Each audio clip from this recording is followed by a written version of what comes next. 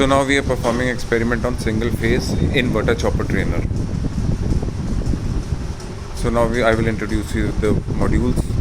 This is the power supply module from where we will be taking the power for all the modules. This is the HMI module which will control the firing angle of the inverter module, and this is the load. This is the 3-phase inverter module, and this is the single phase inverter module, and here we have a step up transformer. This is the DSO where we will see the pulses.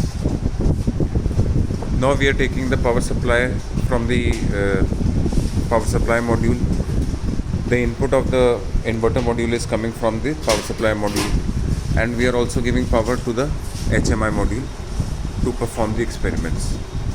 Now going further to the inverter module, the power coming from the main module is converted into DC via an internal transformer, and the DC is supplied to the MOSFET module, and the MOSFETs convert the DC into AC, and this low voltage AC is fed to the transformer module, and this transformer step ups the AC and gives it to the load bank.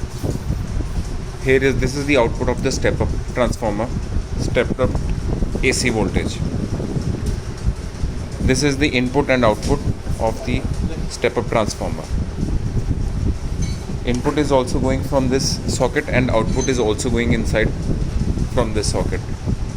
Now from this socket it goes to the load, and this is connected to the load bank. And now when we change the firing angle of the duty cycle,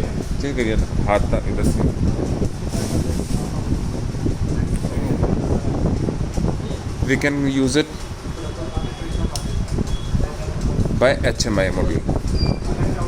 Here we need to enter the percentage of the firing angle. Say we enter 20% and we enter. You can see the voltage drops. We can also see the exact voltage on the ammeter which is connected from here. And this is the exact voltage, which is 78 volts. Now we will increase it further to 50%.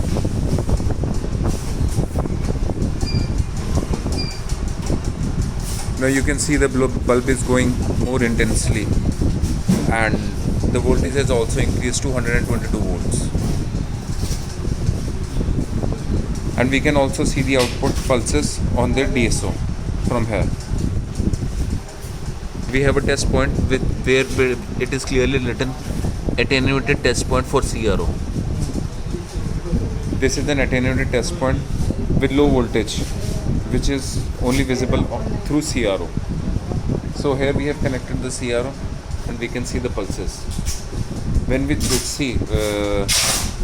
change the firing angle, you will see a visible difference in the pulses. Now we are doing it to 75, and there is a visible difference in the shape of pulses, and also the bulb is going more intensely. Now we can also use it via manual control. There is a switch of manual and HMI. Now we have switched it to the manual side, and now we are using the manual switch. Slowly we are increasing. We are changing the firing angle, and the voltage is getting increased, and you can also see it on the multimeter. The same is visible on the DSO. So we can also change the output from duty cycle to frequency. Now when we switch it to the frequency, we can control the frequency of the output.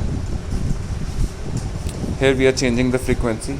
See, there is a visible change in the output on the CRO.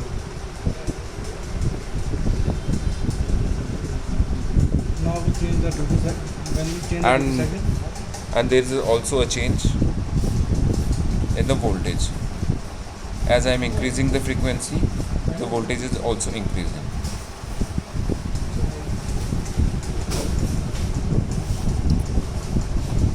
And this is after switching it from duty cycle to frequency. And when it is switched to duty cycle, we have to use the duty cycle selector switch. We can also see the output pulses from the microcontroller.